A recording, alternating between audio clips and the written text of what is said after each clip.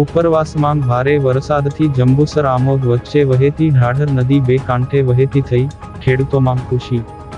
ઉપરવાસમાં છેલ્લા 2 દિવસથી પડેલા ભારે વરસાદને પગલે જંબુસર અને આમોદ વચ્ચેથી પસાર થતી ઢાઢર નદીમાં વર્ષમાં પ્રથમવાર નવા નીર આવતા નદી બે કાંઠે વહેતી થઈ છે।